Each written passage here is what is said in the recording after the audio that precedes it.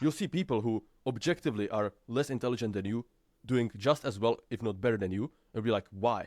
Then I figured out what to do. That is what every person watching this needs to do. What blew my mind was that actually the way people were making money only came down to probably 3 or 4 ways. Tate, like he's using a lot of the disgusting tactics, like if you leave, you cannot join back. Of course you can join back. All of these are fake, right? They're just preying on people. I respect them a lot from like a marketing perspective. Like they're obviously so talented. David, so I met Alex Hormozi a couple months ago. You met Alex Hormozi. I'm going to see him next week with the mastermind with lots of other people that are making like 20, 30, 40, 50K plus per month. This podcast, bro, Yeah. we're going to break down what is everything that we've observed and seen from the people who are actually making ridiculous amounts of money every month. We talk about AI in the service of leveling up your game, your business, whatever it is. We're just going to share, I think, observations that we've both seen spending like time with 20 to 30 people, because some of it isn't actually what you think. Some of it's very non-obvious. So we're going to work our way through what we found. I think it's going to bless you. I think it's going to be super helpful. But bro, before we get in, man, tell us how the island mastermind was. So Dave was floundering away in a castle somewhere, meeting with some people, chatting deals, bro. How was that? Yeah, it was good. It was good, actually. I also gave my first speech on YouTube, right? So that was my first like real public speaking event. That's awesome. And yeah, I mean, I think the biggest takeaway is that the people who make the most money, they take action the fastest, right? So they don't overthink. Once they know they need to do something, they do it right away. They don't delay it for weeks. They execute, execute. And sure, sometimes they run into mistakes, but that is like so overvalued by the fact that they just take massive amounts of actions, right? So instead of trying to over prepare, research, overthink everything, they just do stuff. And sure, sometimes they mess up, but that doesn't matter since they're taking 10 times as much action as the average person, so that, if 2 of them or 3 of them don't work out, they still have 7 wins. Yeah, first of all, that's so sick. I think, guys, like it's going to sound so ridiculous, but I could not agree more. The biggest takeaway I had from the time we met Hormozi and everyone in the room was the dirty 4-letter word work. Like that was like genuinely, if I had a list of like 10 things, that was at the top of the list. I think like working hard on the wrong thing's not good. But for me, the reason why I thought that was really actually inspirational is because it says that like work is something you can control. You can do more of work. If it's something outside of your control, it's been more difficult. But everybody was completely locked in. Like that stood out massively. Yeah, absolutely. And you notice that the people who don't, the people who are at the lower levels, they overthink everything. They try to solve problems that don't yet exist, right? So, oh, what if this doesn't scale? It's like, bro, you're not even making $1,000 a month. Like, forget about scaling. How about you first prove it that it works, right? Get a few customers and then worry about scaling. So that's another thing for people watching. Don't try to solve problems that have not occurred yet. Just take massive actions, and if those problems do occur, you'll solve them when they come. I agree. And I think like the scaling bit, like typically you should think about whether or not the thing you're doing can scale at the beginning. Like it should be obvious to you before you get stuck. Sometimes you won't know, and you'll have to pivot, and that's absolutely fine. But until you're making like 10K a month, I'd say speedrun the first 10K and then start to look at how you scale it up. But like even if you're doing something that's manual, not repeatable, that's completely okay. I think that's one of the big misconceptions in automations, actually, that you need to automate from the beginning.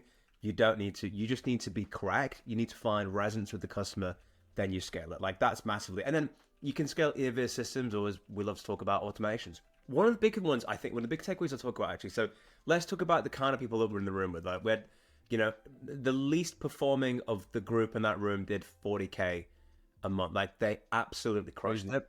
Obviously, Alex is like 100 million now plus. Now, what was really surprising to me is that like, and I see this play out a lot, is that you actually become who you hang around a lot. So there's a big thing about your circle. And it's kind of like if you're on a road with a couple of bros, like let's say you're trying to get shredded, right? And you're all in a car. Like if everyone in your circle is like morbidly obese and KFC over time, and every time you meet up, it's always like going full send with the brakes. Very difficult for you to stay in track because they're pulling you in a certain direction.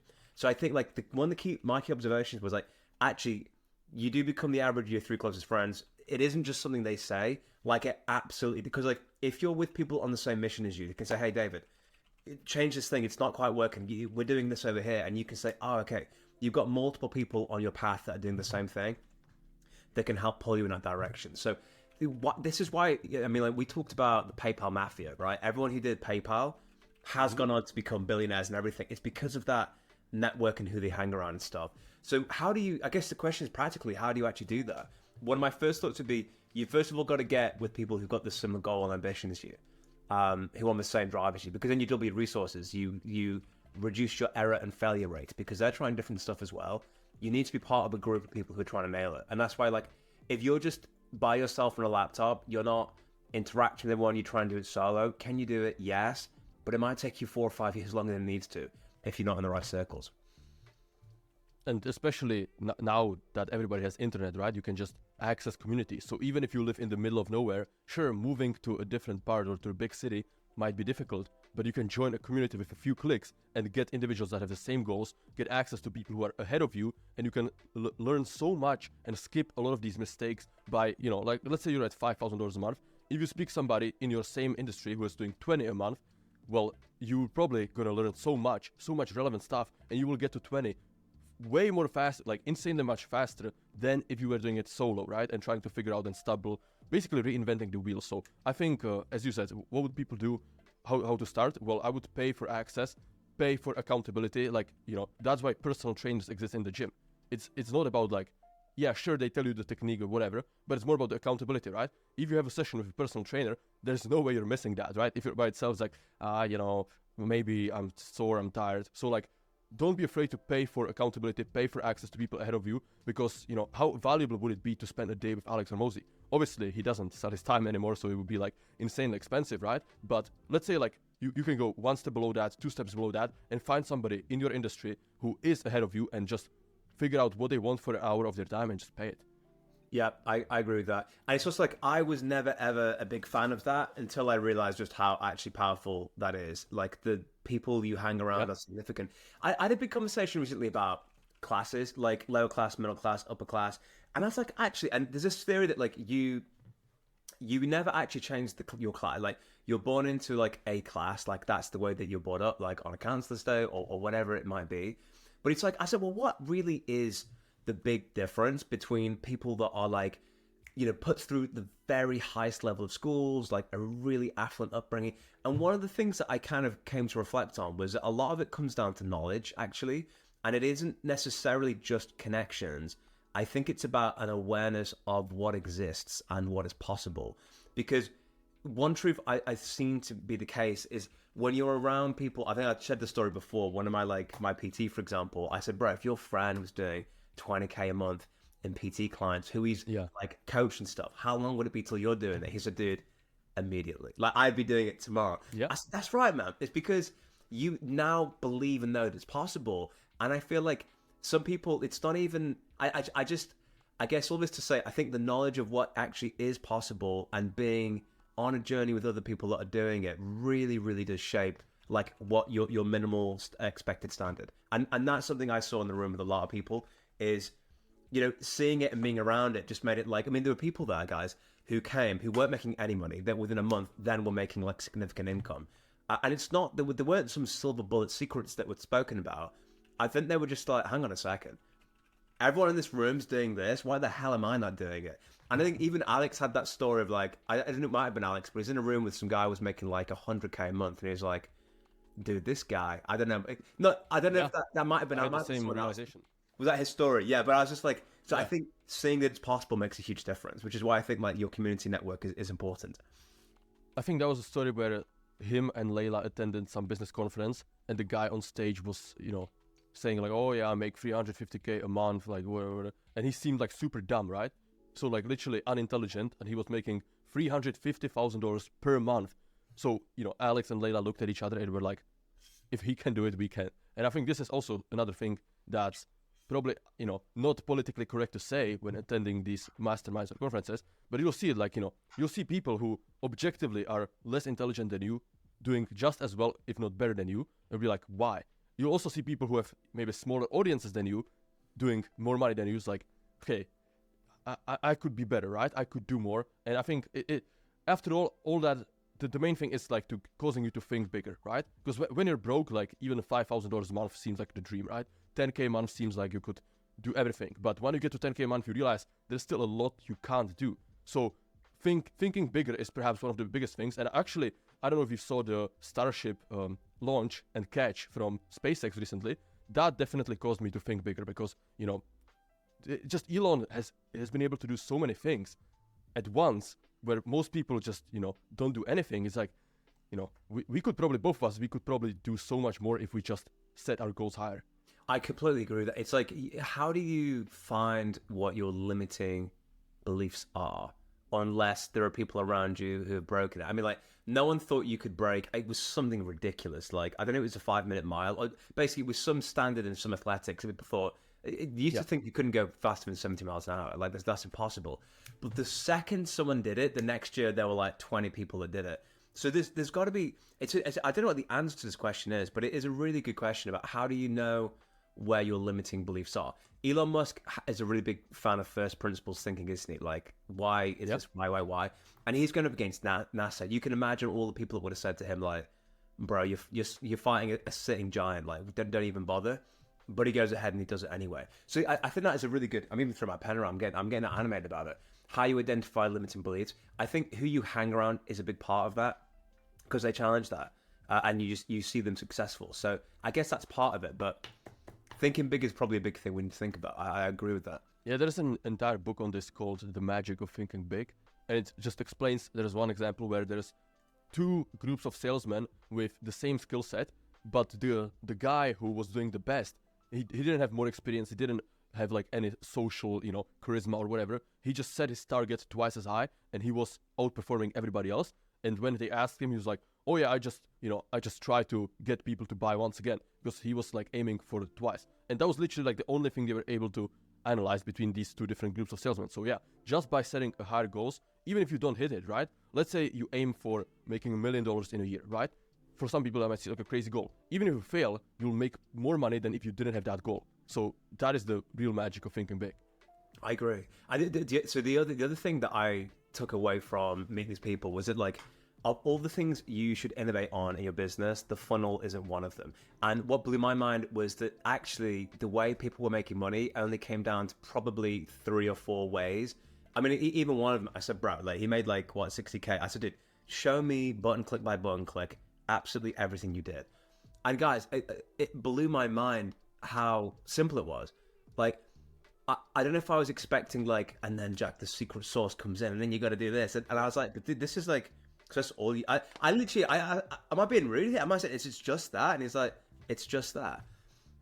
And I was like, there's no way. He's like, no, serious. And like, everyone I met, it was the same thing. I was like, really? I just like, oh yeah, and I just made the content and I just DM'd them. And I was like, and I did that for like 7 hours a day.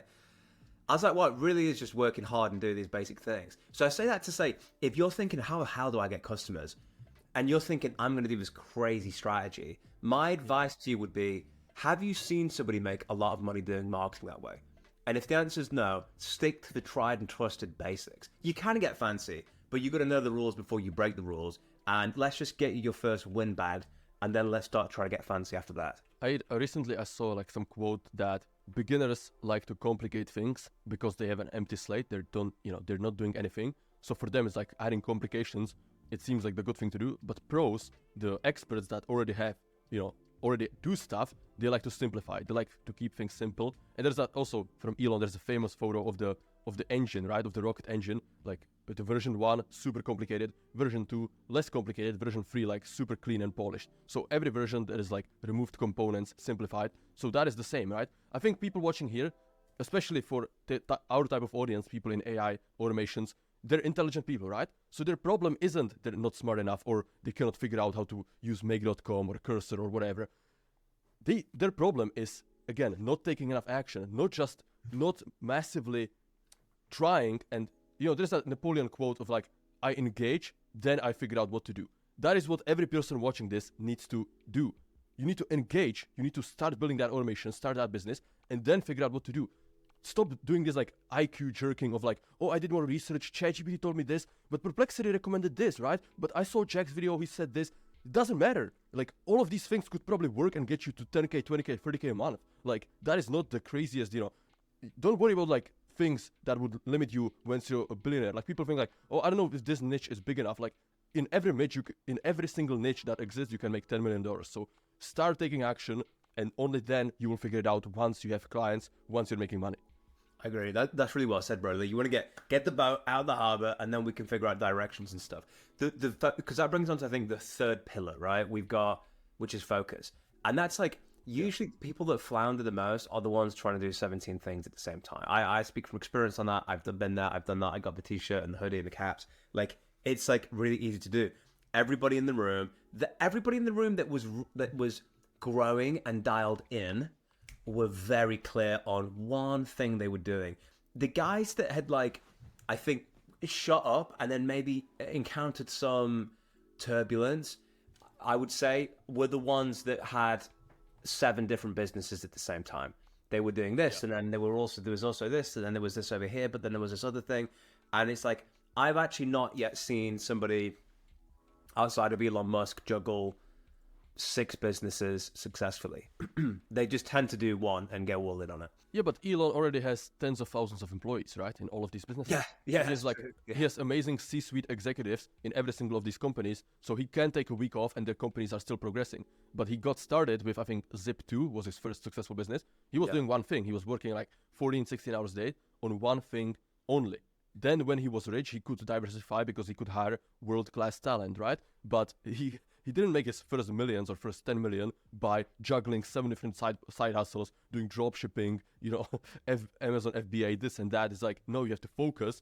Maybe then once you're a multimillionaire, you can start putting great people in place, and then you can, have multiple income streams. But when you're starting out, you need to focus until you're a multimillionaire. Like, so few multimillionaires became rich by having multiple streams of income. It's only after they become rich, then they start diversifying. And it's listening to people at the wrong stages, right? Like Hormozi has this example, like, I fly private, but you shouldn't try to get rich by flying private. You first get rich and then you fly private. That's a really beautiful, actually, that's a really good point. I think because it's almost a different game when you reach a certain level. Elon, I suppose, is kind of like rocket fuel for his companies. His companies would exist and continue to grow. Yeah. If you never touch them, he just sits above them and spreads his rocket fuel across all of them. He just thinks bigger. He does think bigger, and he can sit in that place because operationally it's all taken care of and stuff. Dude, that's really well said, actually. The other one that I think is interesting is like location with people. Like, as someone on TikTok said to me, like, do you only get rich by like looking at taxes? And I was like, maybe, but I don't know if I agree with that. I think taxes are important, but realistically, you're much better off focusing on building a profitable business, and then taxes becomes a bit of a consideration. Like, and it's the same with like people who want to optimize between 8% return on investment versus 9% and fiddle around with a spreadsheet. It's like, that's fine, but actually, wouldn't it just be better if you could just 10x your income, and then it just makes it irrelevant? So it's about like focus on the right things. And people they move out to Dubai. David's a classic example of that because you're thinking about tax and stuff. But it's like, I guess it's like you build the engine first and then start to think about where you want to go and what you want to do. It's good to have it in mind, but I don't think it's a prerequisite to get some excellent momentum. Yeah, I mean, you don't get rich by moving to Dubai, right? You first start making some money, then you move to Dubai to save on taxes. Like, it's the order of things. So I think that's why taking advice from people who are like 1 or 2 steps ahead of you is the best. Because if you take advice from a multi-billionaire and you're making like 5K a month, he will be saying concepts like, hire world-class talent that pay them 500K a year. And you're like, 500K a year? I don't even make that, right? So like, they will give you advice that's like so many steps ahead of you that's not relatable at all. And if you talk to somebody who's doing twice or 3 times, 5 times as much as you, they'll give you much more relevant advice that will be helpful right away. So I think that's what the people should aim for. Not try to, talk to the billionaire that's living in your town. Talk to somebody in your exact line of business who is doing a little bit better than you. And drop your ego aside and learn everything. That's a really good way of saying it, Brad. If you think about your journey as a mountain that never ends, and you have like these little checkpoints of like, call it like 5K a month, and then this is 10K a month, this is 20, or whatever it is. Like, you're talking to the guy at the top of the mountain. He probably doesn't remember what it was like at that. He doesn't know the roads like the back of his hand, like somebody who's just come and been there. And the other caveat is that not everybody always knows what they're talking about. Yeah. Even if they've done it, they will give you their perspective on what worked for them, and that's all they can do. you can never become a all-knowing shaman that just knows the way that it does. Even somebody like that's just made their first start, you could learn something from everybody, is what I'm saying. And like everybody's kind of like there's a map, and there are many ways to get to some of these checkpoints, and people will tell you what worked for them. But there are many ways that people do it at the same time, and sometimes people don't even know what it is, why it is that they were successful. They may have an idea, but I mean, you probably all heard of the success bias, that like what history is written by the winners, and you don't hear about like the 1,000 people that tried this. Like, okay, I mean, what's a good example of this? Brewdog is a good example. That's like a hip like beer brand. They started in the UK. A guy called James. It's really cool, and his book is really cool. And like, I haven't read all the way through, but like I had like I look at it, like loads of flash images and lots of stuff from there. So you gotta like, it's like it takes like conventional advice, and then it says the complete opposite. It's like, no, screw the shareholders. The it's a bad example, but it's basically like, I like blue, no, you like red. It was really contrarian. It was really edgy, and I was like, I did think to myself, like, there are some nuggets of wisdom in here, but like some of it, I think, I don't know. If 100 businesses followed this roadmap, how many of them would be successful? So I think that's just also like a little caveat worth bearing in mind, which is why like you also want to increase like the volume at the top end of your like digital diet to make sure that you're getting different perspectives, and then you yourself will be able to like, you know, create an amalgam of what works for you. Yeah, I think, like, to touch on the survivor bias thing, right? Recently I've heard like multiple stories of people going into credit card debt just to travel to some of these like business masterminds or events. Like, I'm like, Jesus, that is like so dumb, right? Because sure, maybe one of them, like one of 20 of them, will pull it off and will have an amazing story, but the other 19 is like, why? Why are you taking on debt instead of working to go to some mastermind? Like, if you're that poor that you don't have money to buy flights, economy flights, you should be working. You shouldn't be trying to mastermind with people, right? Like, it's completely irrational. That's why I always recommend people keep your job, use that to fund your, you know, new business, your side hustle, your AI startup, whatever it is. And once you're making money, you know, for 3 months at least, then you can think about leaving and making a rational decision. But don't go into credit card debt to start a business, because it's not needed. You can buy ChatGPT for free. You can use these tools for free, or maybe upgrade to the paid subscription for $20 a month. You don't need to go into credit card debt to go to some business conference. I couldn't agree more. And this is going to be controversial, but I hate it.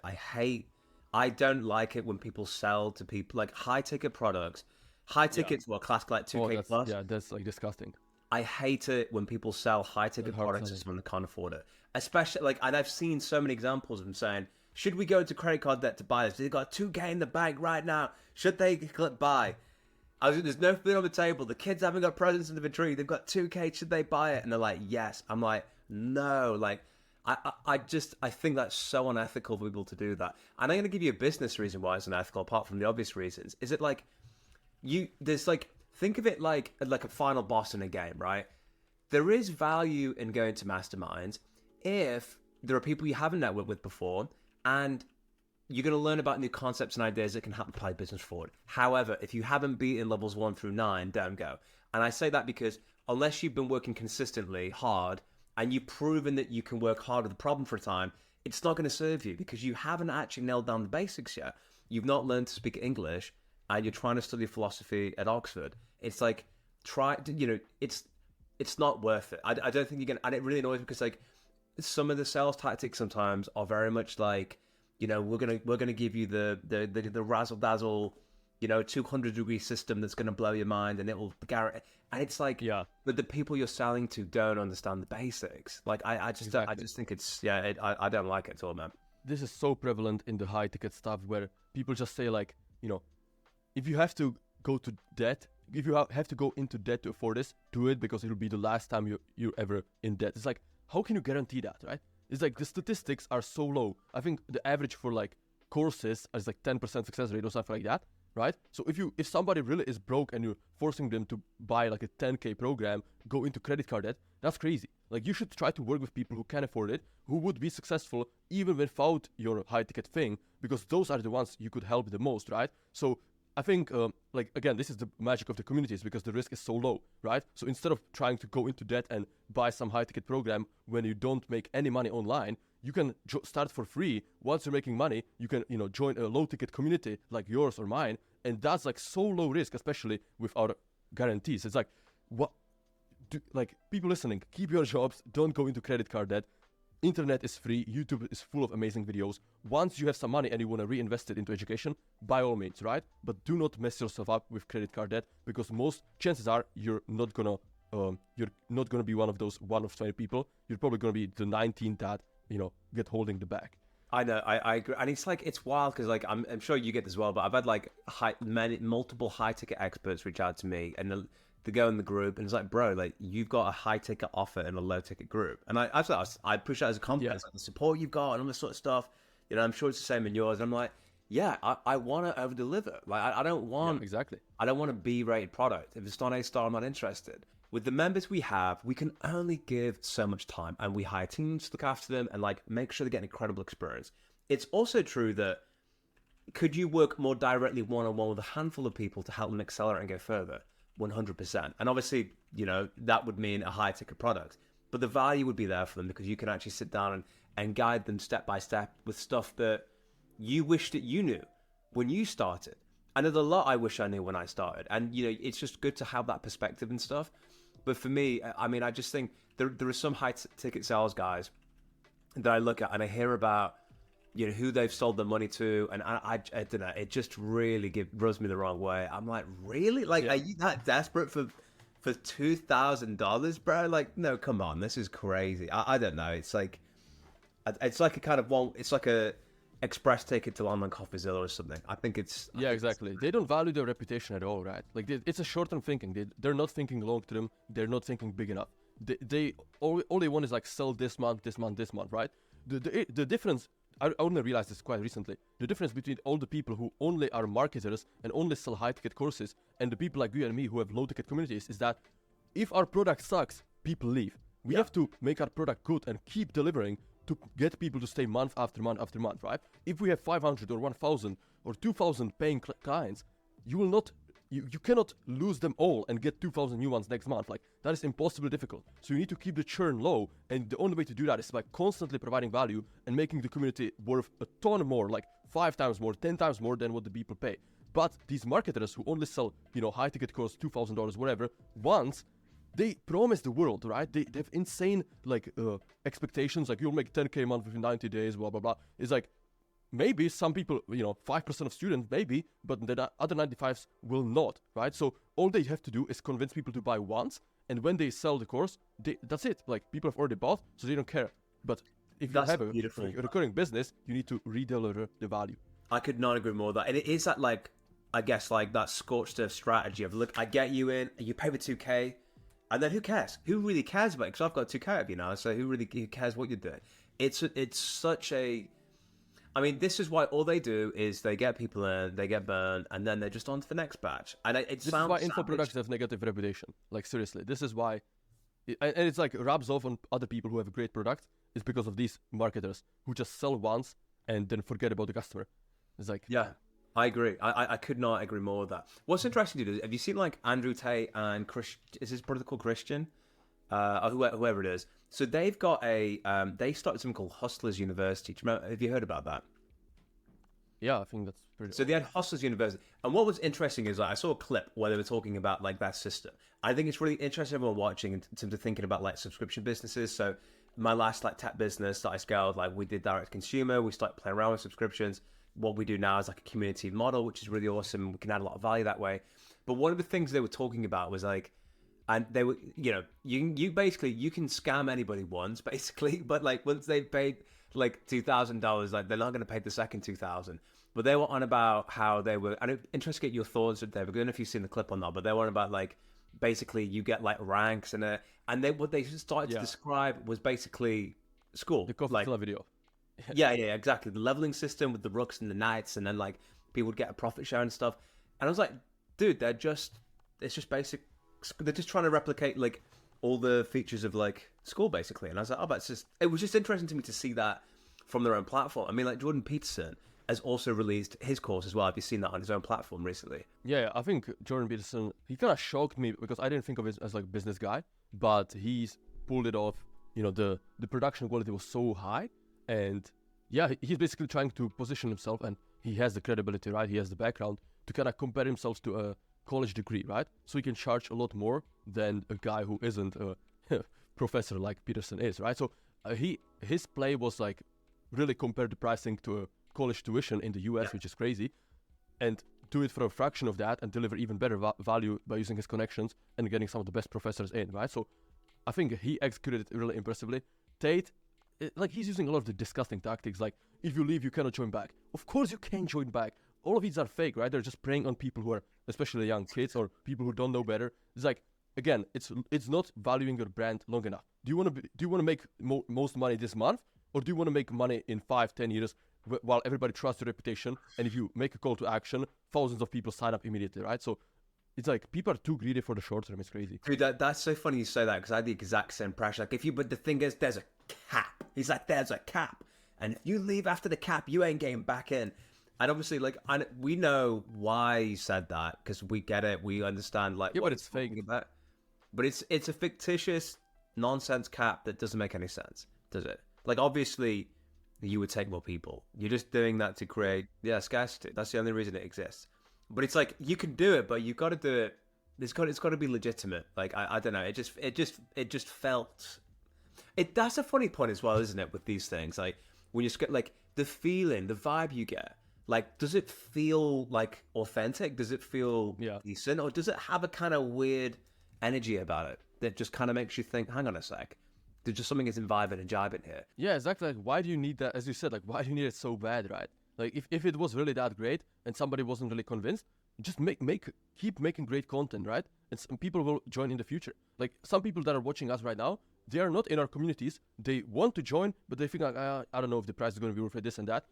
Cool, you don't have to join, no pressure. Keep watching our free videos, and maybe in 3 months, in 6 months, you will join, right? So it's like, again, putting the personal brand above everything, because once you sacrifice your reputation, your personal brand, it's like nobody will trust you anymore. They won't. And I respect them a lot from like a marketing perspective. Like they're obviously so talented at like building a brand audience and stuff. It's like, have you heard of like I might have told you before, the concept of audience capture? Maybe. So the idea that okay, let's say that you and I had like a channel or something, and like we were like extremists on a wing, or like in a right or left wing, and we made like opinions, like strongly stated opinions about politics or something, and then that we would attract an audience that would consistently view in for content that caters to that strong opinions. Or let's say we were criticizing Marvel a lot, like we would then have an audience and a monetization stream that is driven by our by those types of videos. So you can never actually leave it, because even if you don't have that opinion anymore, people that tune into your content are there for that reason. And so the creator ends up getting captured by the audience about the content they make. Like the example was, do you know the guy who did the big weight loss journey recently? He was like 300 pounds or something, like Nikado Avocado. Like he was quoted as an example of that. Like, okay, let's say that you get paid money for like eating like Tootsie Rolls on on screen, and you do that consistently, that becomes you can't leave it. But again, I think it comes back to what we discussed earlier. It's not thinking long term enough, right? So you might jump on some trend, go viral, ride it for 6 months, 12 months, 18 months, but then what, right? It's like people don't think beyond 2-3 years. It's kind of crazy. You really have to start thinking 5, 10, 15 years to start making great decisions in life. And I think, let's get practical, right? People watching this, okay, that's great, David, but I'm living paycheck to paycheck, whatever.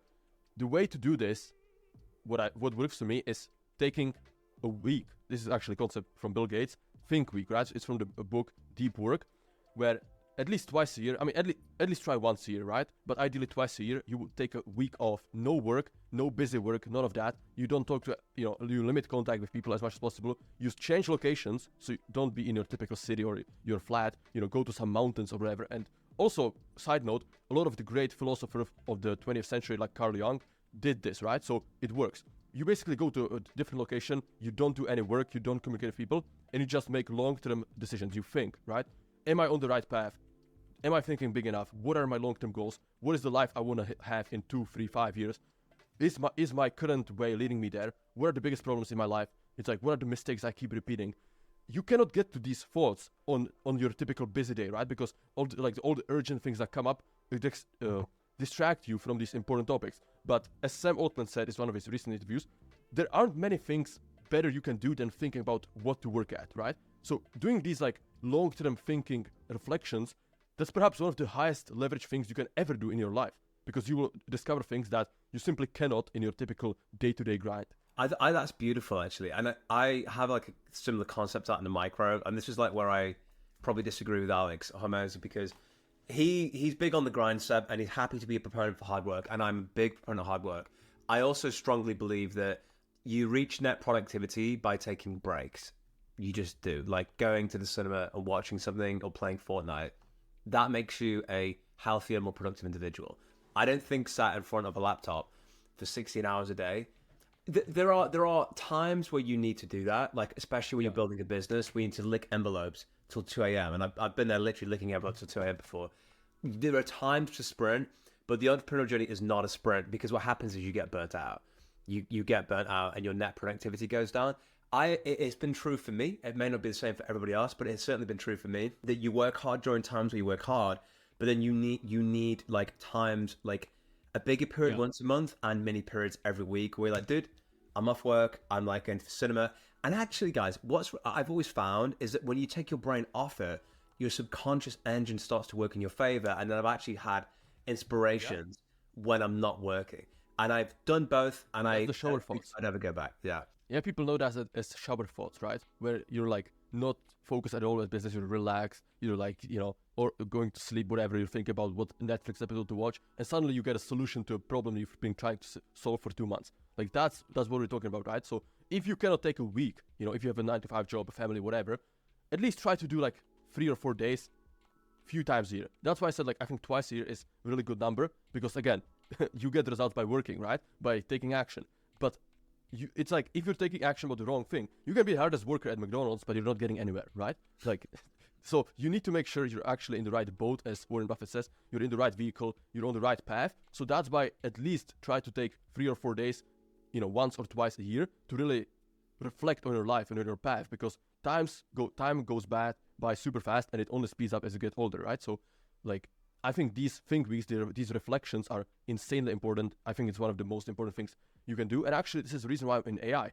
I was in gaming before. I had a Minecraft channel, but I took a think week. I went to Copenhagen alone, didn't know anybody there, and I just thought. I didn't do any like busy work. Only I reflected, journaling, meditation, whatever, walking around the city, and I realized that AI is going to change the world, and I need to be in it. So that's how I, made myself to make this huge jump by taking the think week off. So it works. I can vouch for it myself. And if Bill Gates does it, and if other people successful do it, I think it's worth giving a shot. Wow, I didn't realize that, bro. That's really interesting, because it's like your mental engine, your mental laser beam, it can be really focused on short-term problems, and we dance, we flirt with long-term ideas, we flirt with the idea of, wow, what would be cool to do that? But you need to clear sometimes the short-term off the table and really focus on the big things. And the other bit I think is important there is change of scenery. That is critical. I don't think you can't do it effectively in your same environment. Like if I was doing a big long-term thing, I'm not sure I love this place. I wouldn't do it here. I would go somewhere different. I would go to a different country like you did and just say, do you know what, dude? Nothing on the agenda. I'm just here to discover what I think about certain topics and run with it that way. Also, another like micro way to do this is long flights, where again it's a completely different environment than your typical day. You typically don't have internet, right? So instead of using the infotainment system and watching some entertainment shows, just sit around and like, okay, what is the biggest problem in my life? What is something I really need to figure out? And just spend the 4, 5, 6 hour flight on that, and you would be surprised how insanely productive you can be with just pen and paper, or a MacBook and an empty dock. So I did this recently on flying from Dubai to London, 6 hour flight. I just opened up my laptop, I made a Google Doc, saved it as offline review so I could edit it, and I did a quarterly review, which I do every quarter, where I review all aspects of my life, like health, relationships, finances, all the important things, how I'm doing, what mistakes I'm repeating, all of that. And again, it's hard to dedicate that time on a day-to-day, like sit down for 5 hours and do a quarterly review. But on a plane, when you don't have anything to do, it's gonna the only thing you can do. yeah. The only thing you can do is think in the plane. Dude, I find it more difficult to work on planes than you do. I'm on a plane to LA tomorrow, actually. So I don't know when this is going to be released, but I'll have 10 hours. So maybe I'll take a leaf out of your book and do that. So I think bringing all this down together, and I would finish this with a story which really resonated with me. And that was actually when you do the Skull Games and you win, basically, if you don't know what the Skull Games are, if you're the top 10 for new monthly recurring revenue of the month, you win. And then you go to Vegas, you meet Alex, spend a day, you meet Elizabeth, the people, blah, blah, blah. Now, Alex runs ads for these days. And, you know, when they run, people like send the ads to you all the time. I've seen this ad of you. And I had it up. And I was going through, and this ad, like, it was on about, hey, this person made this much, this person did that, this person did that. And, dude, like, the number of comments on it that were like, nice try, Diddy, scam. Like, I'm not joking. Probably like 95% of the comments, and when I say dozens, like literally 30, 40 plus, where everybody's saying, scam, not possible, no way, trying to get you money, didn't work. And I was just like, well, I know what it does, right? Because I was there. And just like, it really made me realize, like, actually, that's like the standard perspective. And people are generally skeptical. But it really made me think, to be fair, the mindset of what is possible is probably like the biggest limiting factor for most people. Yeah, I mean, it's just like, it sounds so cliche, but mindset is everything, right? If you think like, I can't do it, you won't even try. Like, if you think I can't lose weight, you're not going to try get into a gym, get a membership, get a personal trainer, go on a diet. First, you have to at least believe a bit that it's possible. Yeah. If you don't believe you can make money online, you will never send that cold DM, you will never start uploading on your YouTube channel. It's like, you have to have your mindset in check before you get results. Results don't just randomly appear out of thin air, right? Like, yeah, mindset is everything, and the average person has a completely corrupt mindset, and it's kind of sad how people just don't have a plan for their life. They don't have any ambition, any goals. So when they see somebody ambitious, even if it's, you know, doing better than them, it's like, the first thing they go to is hate. You know, if you see somebody, especially somebody younger, right? It's like seeing somebody younger and more successful. It's like, oh no. It's like, oh, surely they had to do it unethical way. Surely it's a scam, right? It's like, no. Maybe they just worked harder. They set bigger goals and they actually tried instead of not doing anything and just. It's easy to, you know, call something a scam and hate on people than to actually try and put in the worst and then reflect on yourself. Is like, oh, maybe it's my fault. Like, the ego doesn't like that, right? Do you know, that's such a good point. Isn't that the difference between envy and jealousy? Envy is, I don't have what you have, therefore I don't want you to have it. Whereas jealousy is, I want what you have. And think about this, like, being jealous does not serve you. Being envious does not serve you. Being inspired does. Like, if you could see, and there's people I look at, I'm like, man, they're killing it. It fires me up. I get really fired up. I'm like, what can I learn from that? Because I think it's just like, does that emotion serve you? It's like, if it doesn't, then reframe it to be something a bit more inspirational. So I think to summarize what we've got, working hard, yes, you need to hustle. You do become who you hang around. That is just an environmental setting. Get in groups of people, find people, and just be around people who you want to be like or who are heading on the same direction. Funnels, keep that simple. That will make your life 80% easier. Location's important, but don't worry about that till you've smashed it. Your belief systems are crazy, and make sure you're focusing on a narrow, one thing at least to get started. Did we miss anything, David? Anything else you want to add to that? I would probably end with saying that you have to realize, guys, that you are the type of people who are intelligent, who are seeing into the future. So your problem isn't not being smart. Your problem is not taking action. There's actually this is a side note, there's a funny study that said that men with 100 IQ perform a lot better in dating than men with 150 IQ or 140, right? So it's literally like the smart guys overthink everything instead of the dumb guy who just like approaches the girl and gets her number, right? So this is the same in business. You have to kind of dumb yourself down and take insane action, and then when you run into issues, you'll solve them. Instead of doing crazy amount of research, watching 10 different videos, you know, podcasts, whatever. Just start the business you have, get first clients, you'll solve the problems and go from there. Beautiful. Well said. And guys, we'll catch you in the next one.